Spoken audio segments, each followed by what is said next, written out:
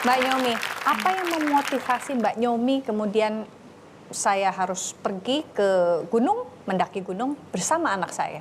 Iya, karena sebenarnya pekerjaanku tuh penuh tekanan banget ya, berat tiap hari bekerja sampai bisa sebulan, 2 bulan. Jadi aku tuh bisa stres banget dan untuk pelepasannya kayaknya mesti liburan yang lumayan exciting gitu ya, menarik gitu. Tapi aku nggak bisa ninggalin dia gitu. Jadi ketika aku ternyata bisa mendaki gunung lagi, padahal tadinya nggak kepikiran untuk mendaki gunung-gunung itu lagi karena merasanya udah terlalu tua lah gitu.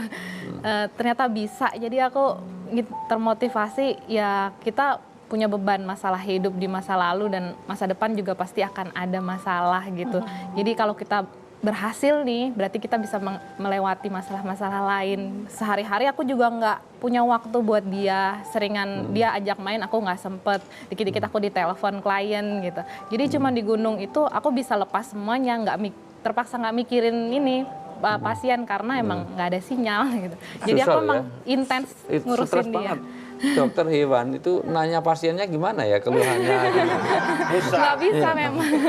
Ya ini dia gambar. Ini ketika di mana Mbak nih? Ini di Gunung Batur pertama Gunung kali. Batur. Ya kan kedua kali ya. Iya, lucu banget ya. Gitu ya. Memang kebanyakan tidur dia kalau trekking gitu. Waktu hamil juga gitu? Enggak. Enggak. Enggak kepikiran waktu hamil. Ini di Rinjani. Rinjani. Udah lumayan puncak waktu itu. Wow. Ya, baby. Di Semeru. Jadi di Semeru itu waktu itu kita sebenarnya dia di bawah umur ya. Cuman kita waktu itu bisa masuk. Ini apa nih? Jangan ditiru. Max belum 10 tahun, Mommy sudah di blacklist. Iya, di Semeru itu aturannya mesti di atas 10 tahun baru boleh mendaki. Jadi waktu itu Max sebenarnya kita udah rencana ke Semeru sebelum itu. Waktu ke Rinjani itu kita rencana Semeru, cuman katanya emang nggak boleh. Jadi kita akhirnya jadinya nanya ke base camp Rinjani, diizinkan kalau bawa anak asal orang tuanya, ibunya menyetujui gitu. Sampai puncak boleh nggak? Boleh. Oke. Berarti kita langsung ke waktu itu ke Rinjani. Tapi berikutnya aku dengar kok masih ada anak bisa masuk gitu. Jadi aku masih pengen nyoba, diajakin dengan teman. Kita berhasil masuk sih. Cuman akhirnya di blacklist. Jadi kita bilang jangan ditiru. Tapi sejauh ini ya entah mengapa masih ada juga barangkali yang takut bisa mengantisipasi jika ada hal yang tidak diinginkan Iya, terjadi. itu Tapi sejauh itu peraturan info dari konsen dari orang tuanya boleh, barangkali ya itu ditanggung sendiri lah gitu kasarnya ya. Iya, kalau ini kan memang peraturan dari Taman Nasionalnya sendiri, khusus untuk gunung itu ada aturannya, tapi gunung-gunung lain memang tidak ada. Mungkin karena suhunya terlalu ekstrim di sana. Mbak Nyomi tadi menyatakan, saya jadi tertarik, Mbak Nyomi tadi menyatakan bahwa dengan mendaki gunung bersama anak saya, kalau saya sanggup, berarti itu adalah pembuktian bahwa saya mampu untuk menghadapi tantangan apapun dalam hidup di masa depan. Iya. Memang ada tantangan apa sih gitu Mbak yang menurut Mbak nih, saya yakin Mbak seorang dokter, terus kemudian melihat bisa mengurus anaknya sendiri gitu ya. Sebetulnya ada keraguan atau adakah suatu hal lain yang membuat Mbak merasa harus membuktikan diri bahwa yes, I can do it. Atau sebaliknya, ditambah lagi kenapa daki gunung menjadi indikator. Kalau keberhasilan. ini lolos berarti yang lain juga lolos gitu. Mendaki gunung tuh memang ya susah ya, nggak semua orang bisa dan kita mesti berkonsentrasi penuh gitu untuk dalam kondisi kita tertekan, kadang-kadang kan ditekan suhu, cuaca, kondisinya nggak nyaman untuk kita, tapi kita bisa beradaptasi, bisa berjuang. Jadi aku berharapnya nanti dia juga mengenang ini sebagai perjuangan kita gitu, ini salah satu simbolis selain memang perjuangan hidup kita sebelum sampai seperti ini bisa mendaki gunung ini juga susah karena aku berdua aja, aku single parent aja sama ngurus dia sendiri gitu. Jadi dia pengen mengenang nanti kan perkembangan anak itu kadang-kadang anak kecil itu kan ini mudah menyerah ya, anak-anak zaman sekarang gitu mentalnya mudah menyerah. Aku pengen dia tidak mudah terlalu cepat menyerah gitu, bisa tangguh tapi juga dia juga peduli sama lingkungan. Itu yang kadang-kadang terlupakan.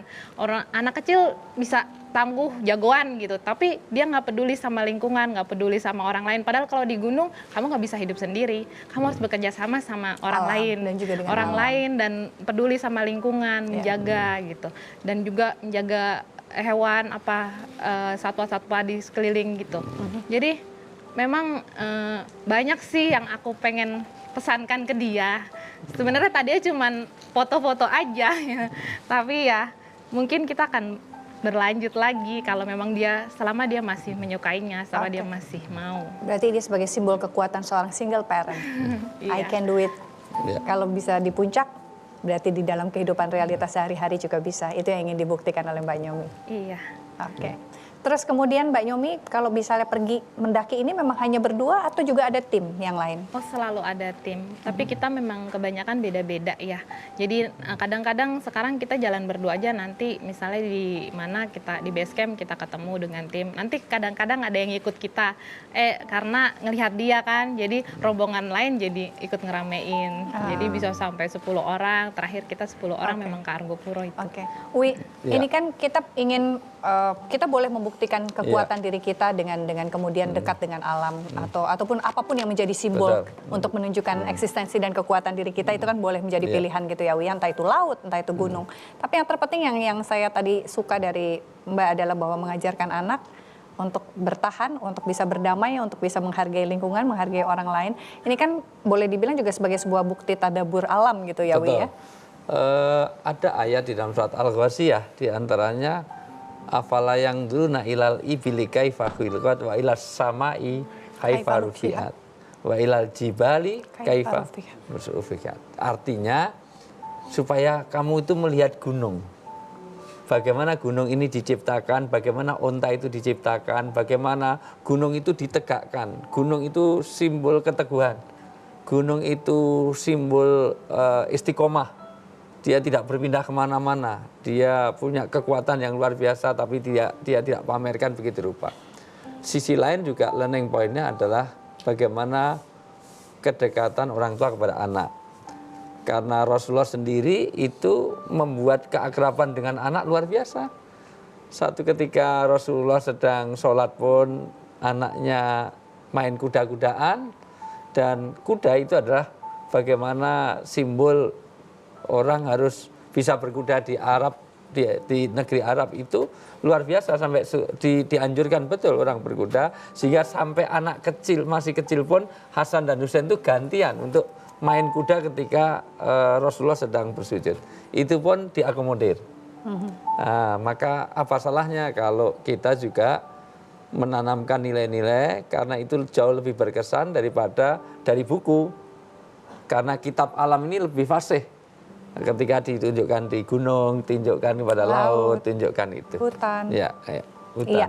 Oke, selain satu ini saya juga akan menghadirkan seorang tamu yang memang juga suka berpetualang. Tetap bersama kami di sini di Cerita Hati, karena setiap cerita berkesan di hati.